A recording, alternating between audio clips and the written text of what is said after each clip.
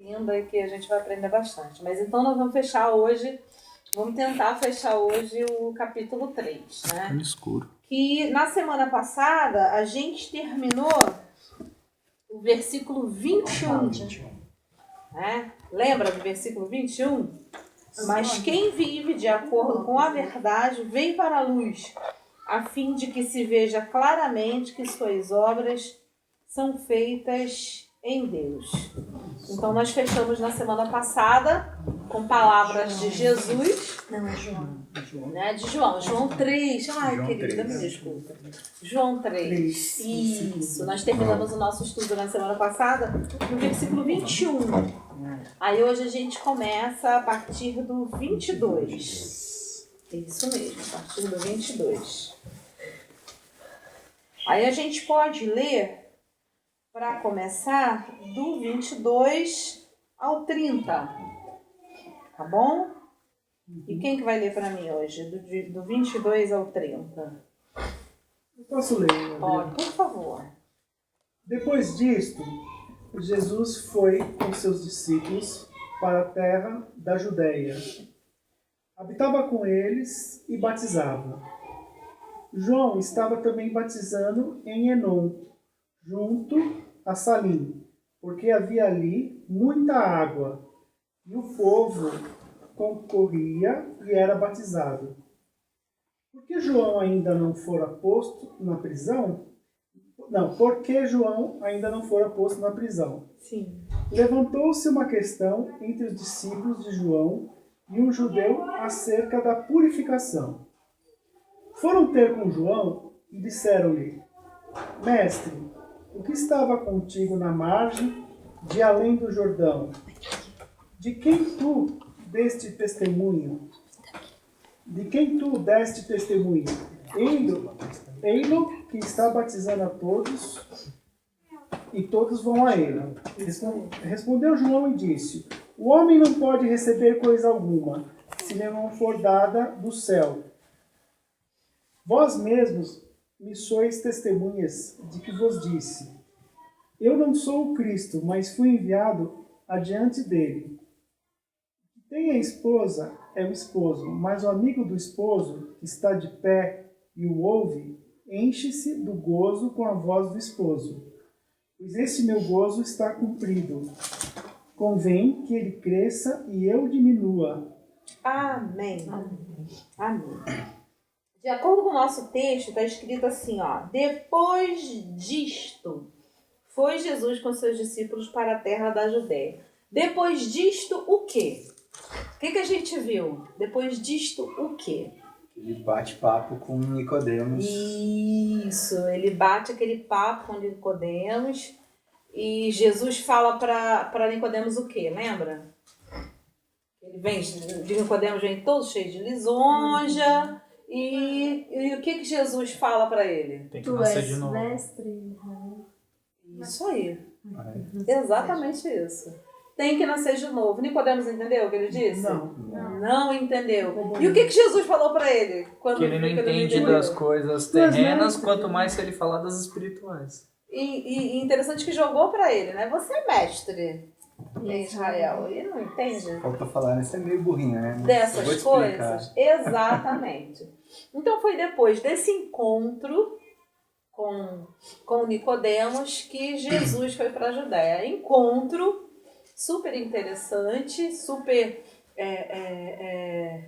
definitivo, vamos dizer assim, porque as palavras que Jesus colocou ali foram palavras que definiram a mensagem, definiram toda a missão do Messias, nos versículos que a gente viu depois da conversa com Nicodemos, que foi o que a gente viu na semana passada, né? Que é a respeito de que Deus enviou o seu único filho ao mundo, né? Para quê? Para que todo aquele que nele crê não pereça, mas tenha a vida eterna. E o interessante é que Jesus não veio condenar, ele veio para Salvar. É o Cordeiro de Deus que tira o pecado. Exatamente.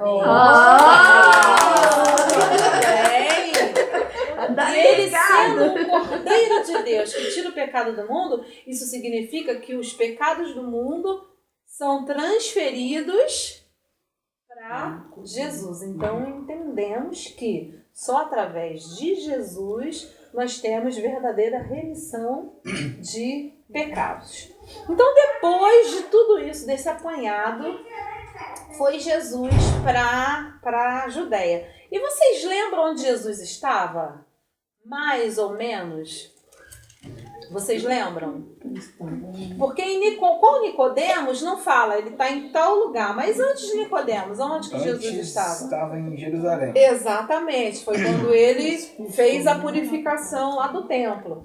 Então, com Nicodemos não fala quanto tempo, né, passou, ou para onde que ele foi, aonde foi essa conversa. Só dá a ideia de que foi à noite, não é verdade? E que houve ali aquela conversa com Nicodemos. Mas não diz onde. Então, aqui está dizendo pra gente que ele foi para Judéia. Que ele foi para Judéia. Qualquer um. Então vai um só. Deve estar chateada com alguma coisa. Depois disso foi Jesus para a Judéia com seus discípulos na terra de foi para a terra da Judéia, onde permaneceu ali algum tempo e batizava. Olha só que interessante. O único livro que fala que Jesus batizava é João. E nenhum outro livro fala que Jesus batizava. Só que mais na frente, no próximo capítulo, essa expressão Jesus batizava é só uma expressão. Isso de fato não aconteceu. Né? Porque diz aqui, ó, vamos lá para o 4. Vai lá no capítulo 4, versículo 2. Olha pra gente aí, o que significa essa expressão que Jesus batizava? Todavia não era o próprio Jesus que batizava, mas os seus discípulos. Sim. Então os discípulos de Jesus que batizavam. Então essa expressão aqui, quando João usa, olha só.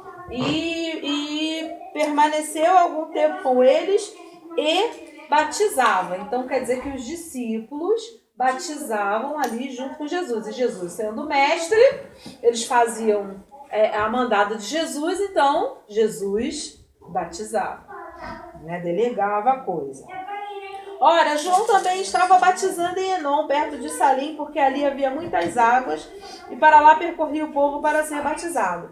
Então João dá nesses 2 versículos para a gente um panorama, né, de contar o cenário da coisa.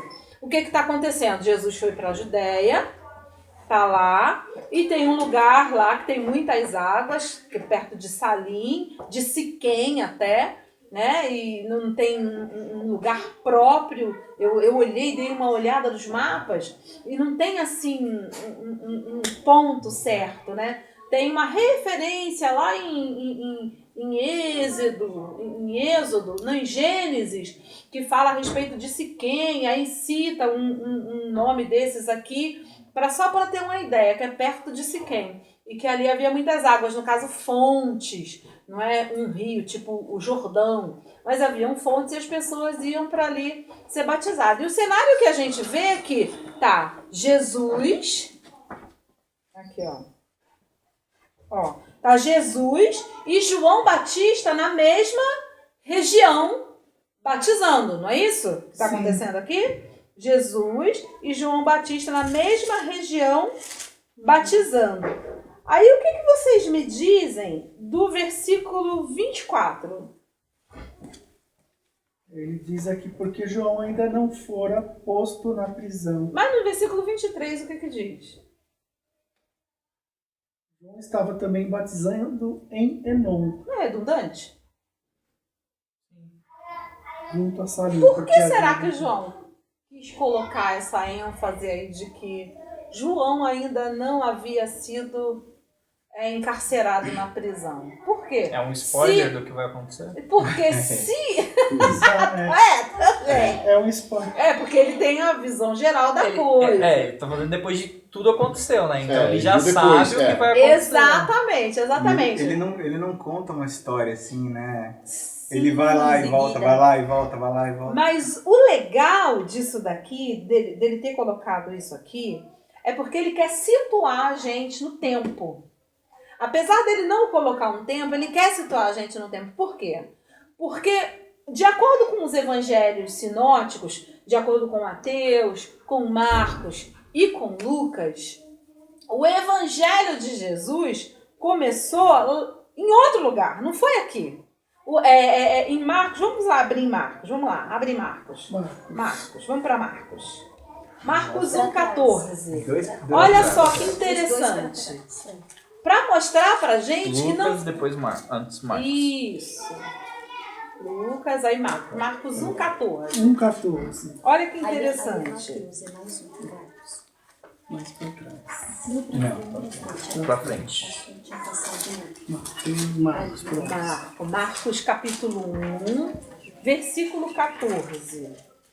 Porque de acordo com esses evangelhos sinóticos, o ministério de Jesus... Pode ler. Depois que João foi preso, foi Jesus para a Galileia, pregando o evangelho do reino de Deus. Então, todos os outros evangelhos dão a ideia de que Jesus começou a falar a respeito do reino, começou a sua missão depois que João foi preso. Então, ele quer dizer para a gente aqui que essas coisas aconteceram antes.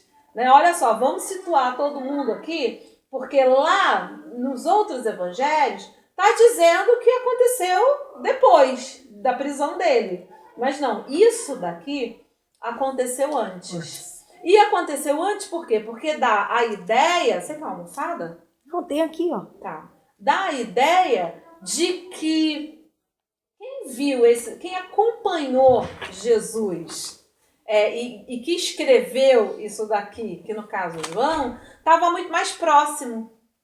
A coisa era muito mais próxima. Não é uma visão de Lucas, de Marcos e de Mateus, mas a visão de uma pessoa que estava mais próxima, que ficou junto, que comeu, que dormiu, que participou de detalhes, né, e que não quis contar a história por cima, que quis trazer detalhes pra gente. Então situou a gente na situação. Aí aqui foi colocado pra gente que foi antes da morte de João Batista, que diferente de como ele começou. Então, em João começou lá atrás. Quando que começou? Quando que a coisa começou? No casamento.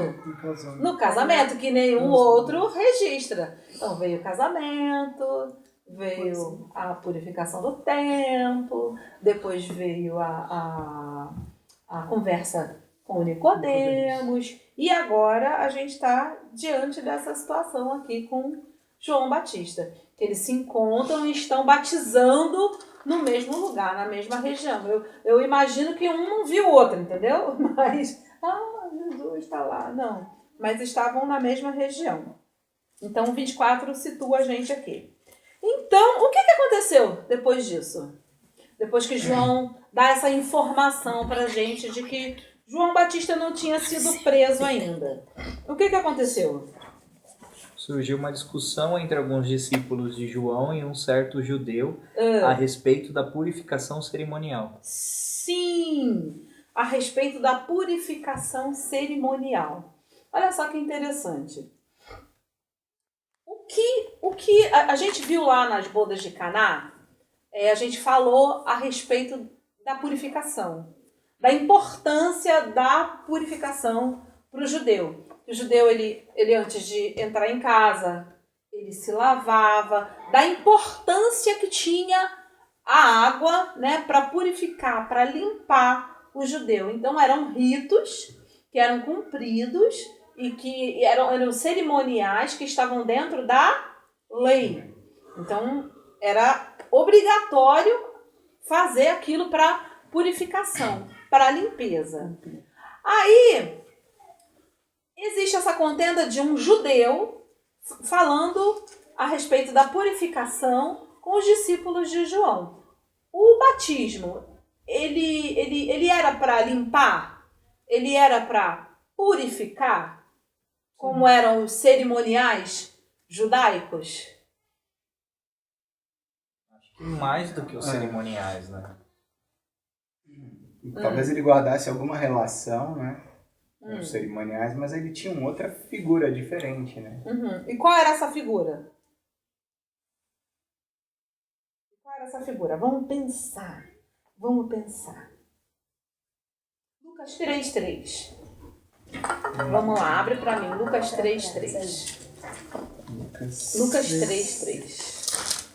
Enquanto a gente abre em Lucas 3:3, antes de ler, existia naquela época pessoas, principalmente fariseus, que tinham o hábito de se banhar antes de fazer suas orações.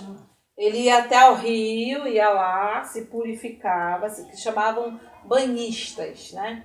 Eles iam lá, se purificavam e para poder depois fazer suas orações. Então tinha um grupo, uma vertente que ia nessa direção, que precisava se purificar. A água purificava ele para ele poder fazer suas orações para Deus. Tá, aí o cara chega lá e vai ser batizado. Aí ele entra na água, tira, limpou, lavou, purificou, molhou. Não é verdade? Molhou. Então, qual a relação que tinha nisso? Você imagina para o judeu, para que você está fazendo isso? Isso não está te purificando. Isso não está te limpando. Isso não está te dando um banho. Mas qual era o significado do batismo que talvez esse judeu não compreendesse e por isso chamou a atenção, falando que talvez, né, vamos aqui viajar, porque não está escrito isso no texto, né, que isso não vale de nada, esse batismo aí não tem respaldo nenhum na lei, vamos colocar assim, né? Não tem respaldo. Então, que significado tem isso? Aí Lucas 3:3 diz pra gente o significado do batismo. Vamos lá. Quem vai ler pra mim? Lucas 3:3. Pode ir lá em frente, Antônio. Ele percorreu toda a região próxima ao Jordão, pregando um batismo de arrependimento para o perdão dos pecados. Opa! Olha o significado do batismo de João. O batismo do arrependimento para remissão de pecado, para perdão de pecado. Olha que interessante. A purificação, a limpeza que os ritos oferecia, que a cerimônia oferecia, era uma limpeza exterior, uma limpeza externa. O que o batismo trazia era algo que o batismo só acontecia diante do arrependimento. A limpeza da alma, né? De dentro e o batismo externa, isso. Simboliza isso. Né? Então, essa é a grande diferença que o judeu talvez não conseguisse alcançar. Né? Que não conseguisse alcançar. Muito interessante. Porque os ritos limpavam por fora. E o batismo era o símbolo de que o interno tinha sido limpo.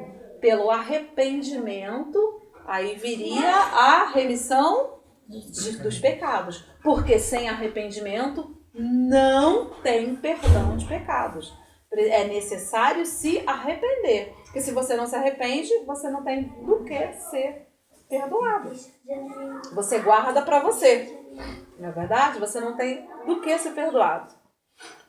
Então, a gente vê isso claramente. Agora, interessante é que essa questão da purificação, essa questão do batismo, incomodou os discípulos. Os discípulos de João. Incomoda os discípulos de João. Vocês querem dar uma paradinha? Não, eu ia levar o pão de queijo, a farinha já levou. Ah, tá. Tá bom. Já socorreu ele lá, né? Então, é interessante que essa questão levantada, essa discussão que houve entre o judeu e o discípulo e os discípulos de João incomodou os discípulos, incomodou de verdade. E o que aconteceu diante disso? Vamos lá para o texto. O que aconteceu depois disso? depois que houve a contenda, porque não diz só uma discussão, uma contenda, o negócio ficou firme. Uma contenda. O que diz aqui? Vamos pro texto. O que eles fizeram? Foram ter com João e lhe disseram: Mestre, aquele que estava contigo além do Jordão, do qual tens dado testemunho, está batizando e todos lhe saem ao encontro. Respondeu João: o homem não pode receber coisa alguma se do céu não lhe for dada. Tá. Foram a João, depois da contenda. Cadê a questão da purificação? Cadê? Onde que tá aí no versículo? No Morreu. versículo 26. Cadê a questão da purificação? Acabou. Sumiu, né? Interessante, né? Agora vamos analisar esse versículo para a gente ver o verdadeiro motivo de tudo isso. E olha que interessante. Eles têm aquela contenda todinha com o judeu e vão até João. Então dá a impressão até que eles vão contar uma novidade, né? Falar, ó, não, João precisa saber disso, né? João precisa saber disso. E qual a novidade que eles levam para Jesus? Para João Batista? Eles vão reclamar de outra coisa. Eles vão reclamar de outra Jesus. coisa, falar de outra coisa. Não tem nada a Agora, vamos analisar o que eles falam para João. De quem que eles estão falando? Olha aí. Jesus. O que eles falam? Mestre. Estão Qual a falando algo expressão do que eles tipo, ó, Não, qual tá roubando teus seguidores lá. isso? Mas ó, olha a expressão que ele usa. Olha a expressão, mestre depois de mestre, ou de rabi. Aquele homem, Aquele homem. Olha só. Aquele homem. É de Jesus que eles estão falando, cara. Aquele homem é de Jesus que eles estão falando. Olha, aquele homem, mais o que eles falam? que estava contigo, Contigo, além do Jordão, do qual... Tens dado testemunho. Olha isso. Aquele homem que estava contigo e que você deu testemunho dele. Eles conheciam esse homem? não, Não. Eles eram quem mesmo? discípulos de João. E não Tá. aprenderam nada. Qual era a mensagem de João? Não clicar. Dizendo que esse homem estava vindo. Aquele homem. Qual era a missão de João? Anunciar aquele homem. De preparar O caminho. o caminho para aquele homem. Entendeu? E João, o tempo todo, testemunhou a respeito de Jesus. Olha, é aquele homem. Não! Esse é o homem. É o homem. homem. Esse é o que ele falou? O Cordeiro de Deus que tira o pecado do mundo. Essa expressão já revela Jesus. Já revela a missão de Jesus. Por mais que não se conseguisse compreender naquele tempo. Como Mas seria, isso já revela, já era pelo menos para eles verem Jesus com uma consideração diferente, cara. Aí a gente vê que não eram só os discípulos de Jesus que eram cabeça dura, né? Os de João também era tudo a mesma laia ali. Exatamente, porque olha só, eram discípulos difícil, de João, andavam com João, batizavam com João, mas não conheciam, não entenderam a entendiam a mensagem de João e quem ele era. Não entendia nem quem ele era. Porque, de repente, você não entende muito bem as palavras, né? Porque fala num nível tão elevado que, de repente, você não consegue entender tudo. Captar tudo, vai andar mais tempo para poder tentar compreender. Mas eles não conheciam quem era João, cara. Eles não conheciam, eles não sabiam que João era aquele que ia preparar o caminho para Jesus. Que era a voz que clamava Embora no ele mesmo deserto. tivesse dito isso, né? Exatamente. Interessantíssimo. Eles não conheciam João, não conheciam a mensagem de João, não conheciam o chamado de João. Eram Nem discípulos de João. Ó. A motivação desses homens estava onde? Olha Olha só que interessante. João foi um cara que chamou muita atenção. João foi um cara que trouxe um discurso duro. Será que a motivação dele estava... Porque assim, ele apareceu justo logo depois daquele período de silêncio lá, de sei lá quantos anos. Sim, sim. Será que... Foi uma voz. eu acho que os caras estavam no desespero. Meu, Movimento. apareceu qualquer um, vamos seguir, porque... É uma voz de Deus, né, que apareceu aí. Sim, não importa quem que ele é, o que ele vai fazer, mas vamos seguir ele. Sim, sim. Agora você imagina, ele foi um cara que chamou atenção. Ele foi um cara, como a gente vê em Lucas, com um discurso duro. Um discurso que apontava o erro, que botava o dedo na ferida. E para o legalista, para a pessoa que quer ver Deus sentar a lenha, sabe, Deus aplicar a sua justiça, sem piedade, isso é maravilhoso. Não é verdade? Quando levantam uma bandeira, né, de que, olha, e aponta o erro do outro, seu raça, corja, né? E por aí adiante, aponta mesmo o erro. Nossa, eu vou nessa linha aí, né? Não vou nessa vibe. A motivação daqueles caras era totalmente errada, estava em outro lugar. A motivação estava em outro lugar. Você saber que uma pessoa tem o discurso correto, a postura correta, admirar isso e andar com ela não é a motivação necessária para você fazer o que é certo e entender o que o outro entende, conhecer o que o outro conhece. Não é. Não adianta. A simpatia por João e pelo trabalho que ele fazia não era suficiente para trazer a motivação que aqueles homens precisavam para poder conhecer, ser motivados pelo conhecimento da mensagem de João, do plano que Deus tinha para João, da chamada de João e do que João estava fazendo ali, de qual era a missão dele. E a gente pode correr esse risco. A gente pode correr esse risco de se simpatizar, de gostar, de achar interessante e ter a motivação errada. Pelos motivos errados. Seguir. Por isso que as igrejas estão lotadas de pessoas religiosas. Que acha legal, vamos nessa onda. Querem o que Deus pode dar, mas não querem Deus, né? Exatamente.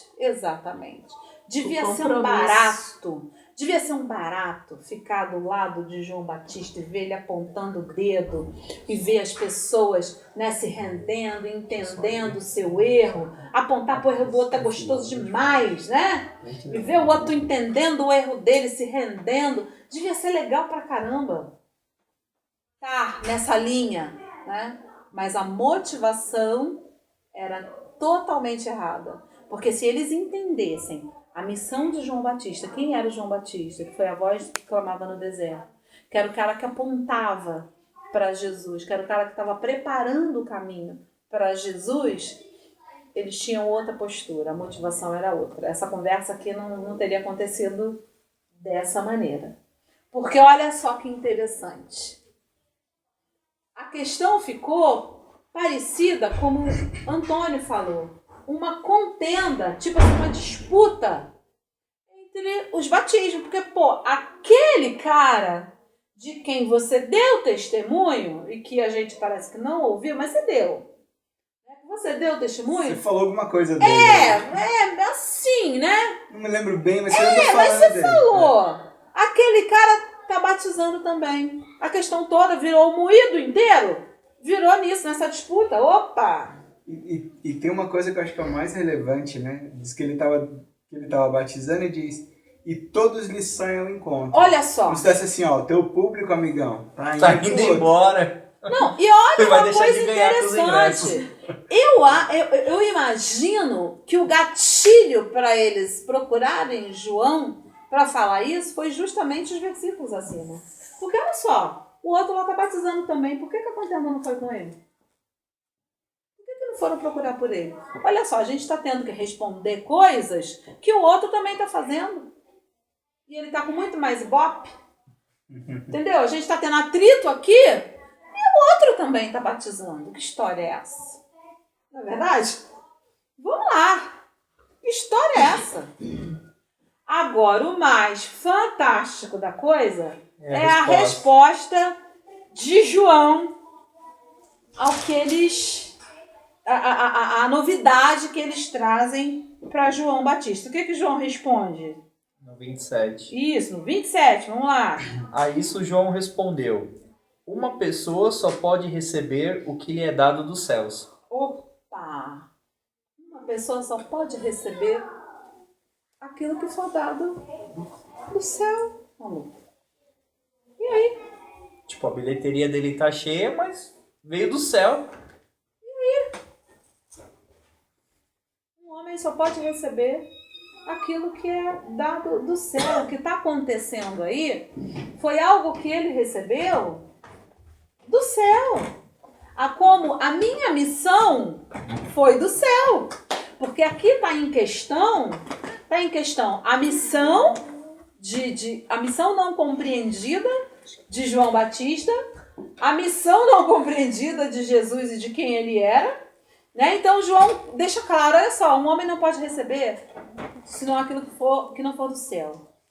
Né? Então o batismo de João era do céu, porque quem comissionou, vamos dizer assim, João? Quem comissionou João? Foi Deus. Foi Lá no deserto, foi até ele, falou com ele. Foi Deus. E quem enviou Jesus? Deus. Ah, tá. Então um homem não pode receber. Quando ele fala esse um homem, quando a gente vai lá no hebraico, a gente vê que a expressão, essa expressão que a gente vê aqui no português, o homem não pode receber o homem. Na expressão hebraico, tá lá, o filho do homem, numa situação de uma pessoa. Não está assim, o homem abrangeu a toda a humanidade. Não é isso.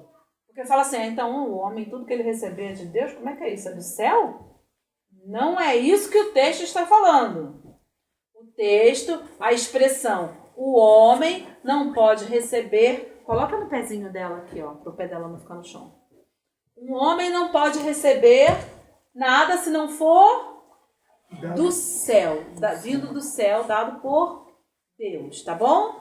Então, porque senão daqui a pouco a gente fala assim, não, tudo que a gente recebe é do céu. E não é isso que o texto está falando. Na minha tradução tá assim, uma pessoa só pode receber o que lhe é dado dos céus.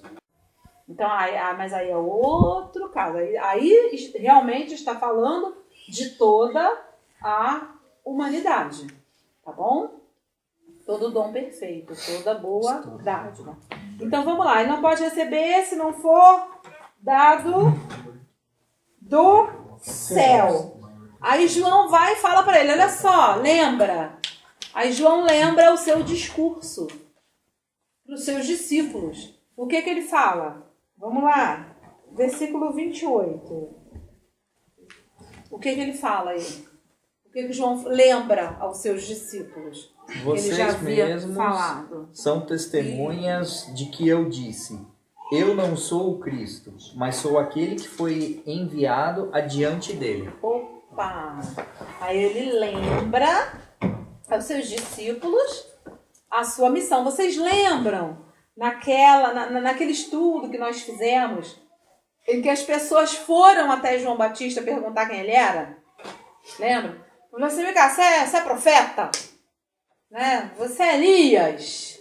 Né? Você é o Messias? E naquela época, João já tinha os seus discípulos ao seu lado. Então, eles presenciaram isso. E João fez questão de dizer, porque como Antônio lembrou, a expectativa era muito grande para que acontecesse alguma coisa naquele cenário, né, político e religioso. Precisava acontecer alguma coisa naquele cenário. E quando João veio com o seu discurso, com a sua proposta, né, trouxe uma expectativa tanto para os judeus que foram até ele perguntar quem ele era, o que você diz de você mesmo, né? E tanto para os seus discípulos que seguiam e viu que existia alguma coisa diferente, que o cara era diferente. Mas aí ele vai e lembra para os seus discípulos, olha só, vamos acertar as coisas aqui.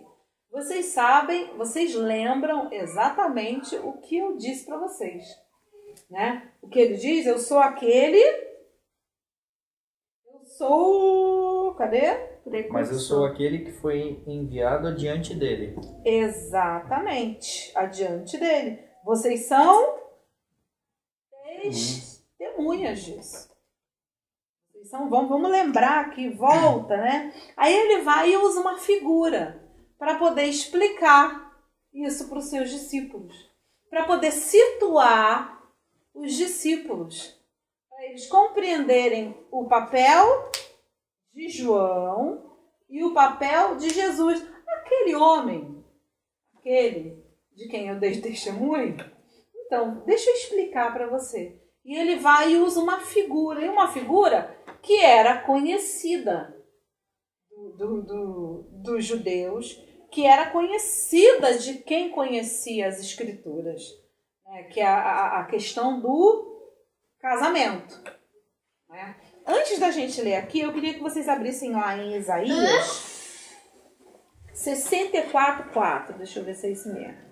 Isaías é lá pra trás, né? É. No meu é fácil aqui, é só dar um find, ó. Vamos lá. 644? 44. Sim, eu procuro Salmos, que é o mais fácil. É. Aí vai, 44, Provérbios, Não, meia. Eclesiastes, Cantares. Provérbios, É isso mesmo. Eclesiastes, Cântico dos Próximo. Eu acho que não é não. Sabedoria, É 624. 624, tá vendo? A gente tenta guardar na cabeça, mas não dá muito certo. É que são Ainda os bem que tem- tava os perto, tem é a vizinho. católica, mais um. Viu? Ainda bem que é vizinho, porque a gente tenta guardar na cabeça, mas não dá muito certo. Não é 64. É 62. Ainda bem que é vizinho. É, 624. Só pra gente ver que João usou uma figura conhecida para poder explicar o papel dele e o papel de Jesus. Vamos lá. 624 ou 644? 624. Nunca mais te chamarão desamparada, nem a tua terra se denominará jamais assolada, mas chamar-te terra se denominará, nossa, perdi, É isso mesmo. se denominará jamais assolada, mas chamar-te Refsibar. É isso mesmo. esse nome É isso aí. e a tua terra, Beulah, porque o Senhor se agrada de ti e a tua terra se casará. Se casará. Ou será desposada. Então é uma figura de que Deus, né, se casa com a nação. Se casa, né, tem um relacionamento íntimo. Por que é o casamento? É um relacionamento íntimo de uma só carne, né, de comunhão perfeita um com o outro. Então isso é um relacionamento, isso é o casamento. Então João usa essa figura, que é o casamento, que não é uma figura desconhecida para se falar de relacionamento de Deus com o homem, né? Aí ele usa essa figura. E vamos lá, o que ele fala? Como que ele coloca essa figura aqui pra gente? No 29, no versículo 29. João 3, no versículo 29. Aí vamos ver como que ele coloca essa figura para os seus discípulos. Como ele explica isso para os seus discípulos. Olha que interessante. o que tem a esposa é o esposo. Mas o amigo do esposo, que está de pé e o ouve, enche-se de gozo com a voz do esposo, pois este meu gozo está cumprido. Ui! Essa alegria é minha e agora está completa, e agora está cumprida. Então João está falando para eles aqui, olha só. Quem é? Nessa figura que ele está usando aqui, quem é João Batista? O amigo do noivo. O amigo do noivo. Que nos casamentos o amigo assiste, né? Ajuda o noivo. Tá. Quem é o noivo nessa figura? Jesus. Jesus. Então, o amigo prepara tudo, né? Para que haja o casamento. Tá bom. Na hora que acontece o casamento, na hora que ele ouve, o noivo espera e ouve. Aí o que acontece quando ele ouve a voz do noivo? Se alegra. Ele se alegra. Né? Por quê? Porque vai acontecer um casamento, vai acontecer uma festa, não é verdade? Tem como esse amigo, vamos dizer assim, que é o padrinho, tomar o lugar do noivo? Não. Não. Não tem como isso acontecer. E João está falando isso para eles. Olha só. Olha só. Eu sou aquele que assiste o noivo. Eu sou aquele que prepara as coisas para o noivo. Eu sou o noivo. Eu não sou o noivo. O noivo é Jesus. Agora olha o complemento da resposta de João no próximo versículo. Vem que ele cresça e eu diminua. Opa! Na hora da cerimônia, o que acontece? O noivo, os padrinhos ficam onde? De lado, de cantinho. E o noivo é que toma o lugar principal junto com a noiva, né? Que é a nação, a raça eleita, povo de propriedade exclusiva de Deus, né? Ele está usando essa figura. Agora, olha que interessante, olha a lição que João Batista está dando para esses discípulos. Quando a gente tem a motivação correta, a glória vai para quem? Para quem Pro dono da merece glória. agora. Com isso, acho que ele estava dizendo assim, o que tá certo o que está acontecendo. Eles estão indo de encontro a Jesus, porque ele que tem que crescer e eu já fiz o meu papel. Eu estou feliz porque Chegou a hora do cair fora. agora é ele que vai aparecer. Não sou mais eu. E olha que incrível. João ficou chateado com os discípulos? Mostrou, Não. tem algum resquício de indignação por eles não terem entendido a coisa? Não. Não deu nem uma bronquinha, né? Vocês estão comigo até agora, igual a gente faz com o filho. Eu já te falei tantas. Olha só, o que eu tinha que fazer, não cai da cadeira, Cláudia. O que eu tinha que fazer, eu já Fiz. fiz. Já cumpriu. Já cumpri, então agora a coisa é com ele. Eu já preparei o caminho. Eu já abri aqui, ó, a picada no mato e já preparei o caminho. E agora a missão é dele, a minha. Eu vou ficar no meu cantinho aqui. Eu vou me recolher, entendeu? Agora é interessante que, vamos ver se vocês se lembram.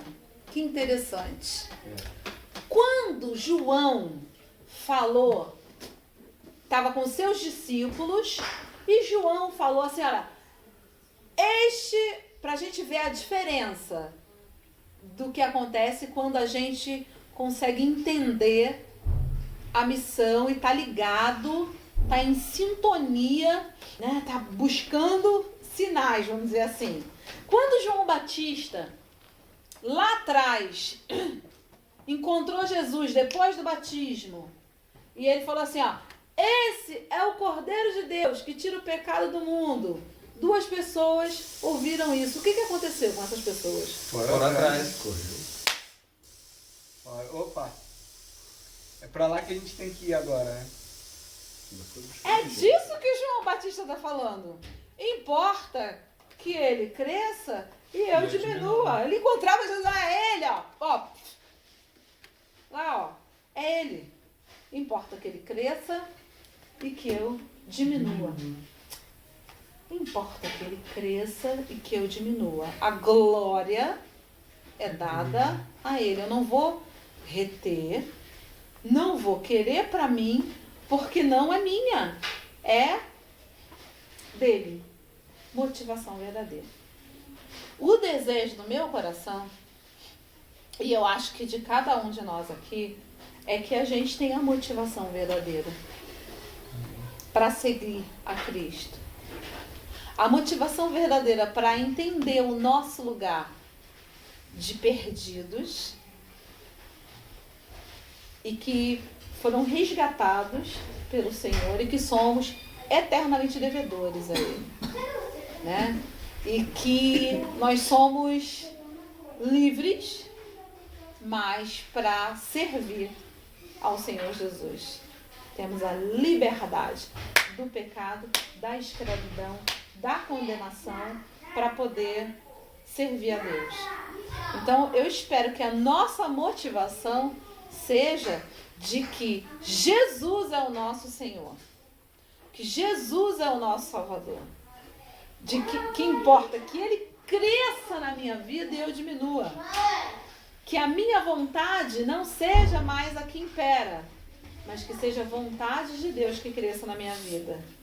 Que os meus planos sejam maiores os planos de Deus para a minha vida. Que a minha vontade não seja a vontade de Deus na minha vida. Que Ele cresça e que eu diminua. Amém? Amém. Então vamos seguir aqui para a gente poder terminar o capítulo, porque os versículos seguintes é interessante que é uma explicação. É como se os alunos, vamos dizer assim, os discípulos de João, tivessem perdido a aula e aí ele vai colocar tudo de novo, vai falar tudo de novo de uma forma diferente para eles e para a gente compreender a missão do Senhor Jesus. Vamos lá, do 31 ao 36. Quem vai ler para mim? Ele. Quem vem das alturas certamente está acima de todos. Quem vem da terra é terreno e fala da terra. Quem veio do céu está acima de todos e testifica o que tem visto e ouvido. Contudo, ninguém aceita o seu testemunho. Quem, todavia, lhe aceita o testemunho, por sua vez, certifica que Deus é verdadeiro. Pois o enviado de Deus fala as palavras dele, porque Deus não dá o Espírito por medida. O Pai ama o Filho, e todas as coisas tem confiado às suas mãos. Por isso, quem crê no Filho tem a vida eterna. O que, todavia, se mantém rebelde contra o Filho, não verá a vida, mas sobre ele permanece a ira de Deus. Olha só! Aquele que vem de cima é sobre todos. Aquele que vem da terra pertence à terra. E fala como alguém da terra. Aquele que vem do céu é sobre todos. Olha só que interessante. João fala aqui, olha só. Aquele que vem do céu, que é Jesus, tá? Que ele veio do céu, ele tá sobre todos aqui. Ele é sobre todos. O poder dele impera sobre toda criatura. Tá bom? O meu é limitado. Você não tá entendendo? Quem é de Paris fala das coisas de Paris. E não tem a vida eterna. Mas todo aquele que rejeita o Filho não verá a vida. O que será que João Batista quis dizer com isso? Não verá a vida. Ou não terá a vida. Será que ele está falando da vida eterna? Não só, né? Então, Talvez ele esteja falando também. Também, sim. Mas essa vida que é a após aceitar Jesus, que você está livre dos pecados, assim, você quebra o ciclo lá de Adão. Você, tipo, essa vida sem essa escravidão do pecado. É isso? Sim. Ou não? Não sei. 1:12, vamos lá. 1:12. Porque tudo está ligadinho, fechadinho, amarradinho. João 1:12. Mas a todos os que o receberam, deu poder estar no filho. Pode ler. Pode ler. É isso mesmo. Pode ler. Mas a todos os que o receberam, deu poder de se tornarem filhos. Opa! Uma vida é nova vida, não é? Aí quando ele diz lá para Nicodemos, o que ele fala para Nicodemos? Opa, nova vida. É dessa vida que ele está falando.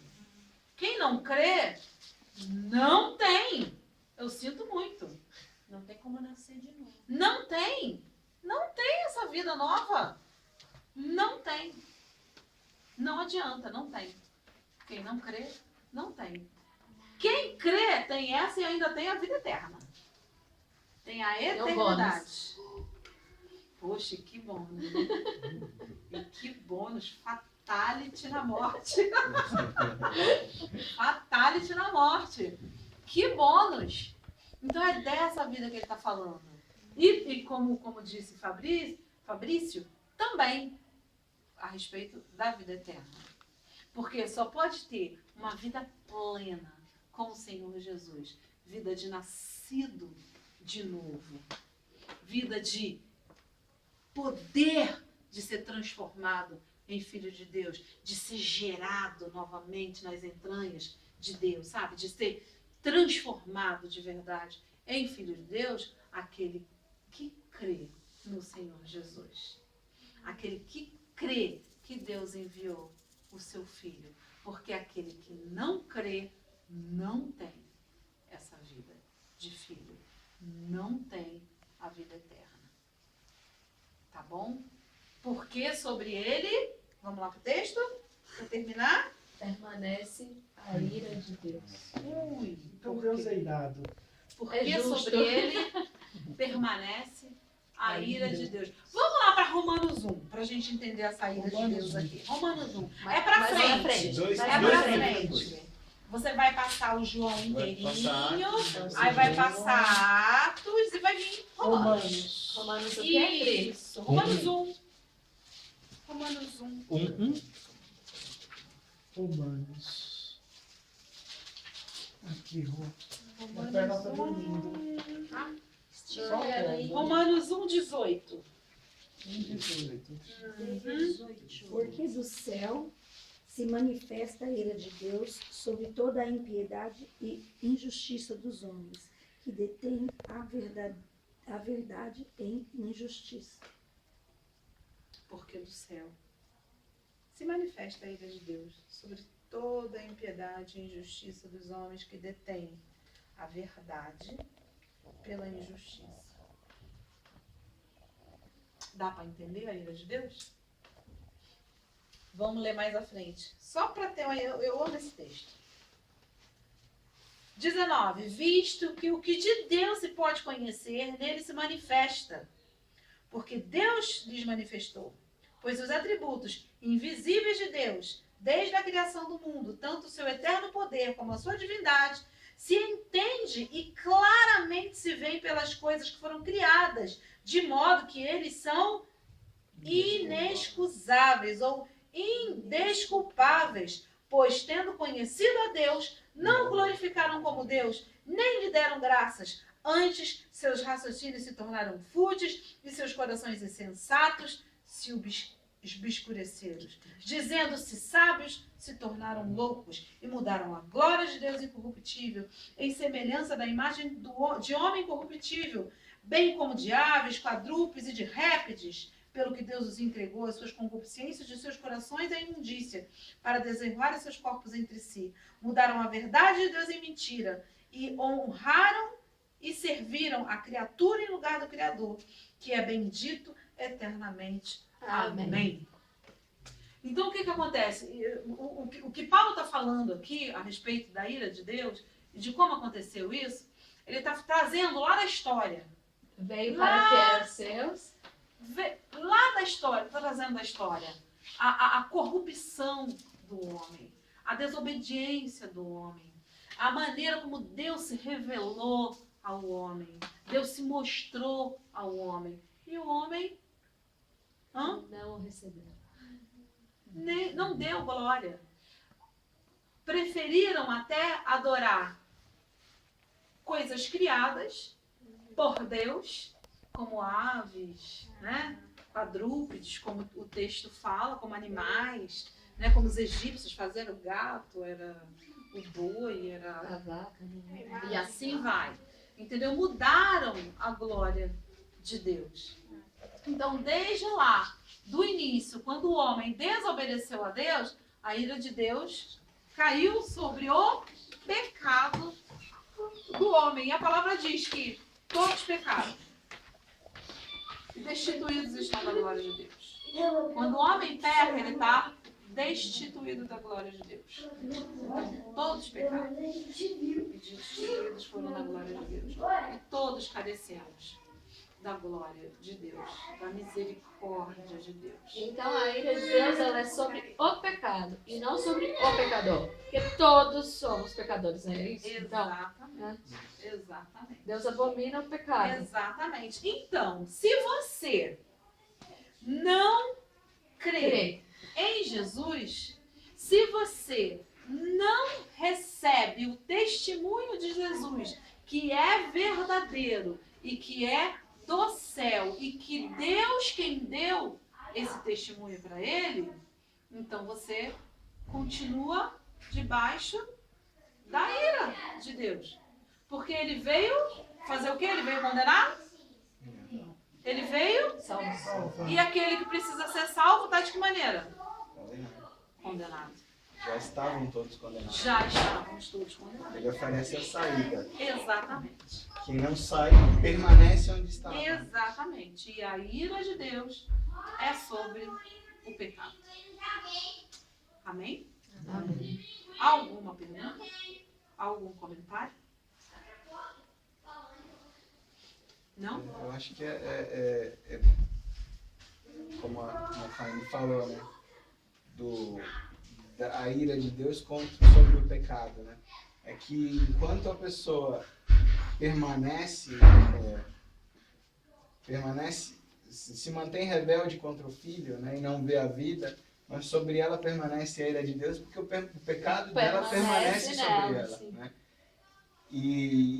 Quando você passa a crer né, no Filho de Deus, o seu pecado ele passa a ser justificado, ele é perdoado em Cristo, né? Sim. Então não tem ira mais, né? Não. Por quê? Porque Existe você não tem mais o teu pecado, o teu pecado foi reconciliação, né? retirado, né? Foi removido.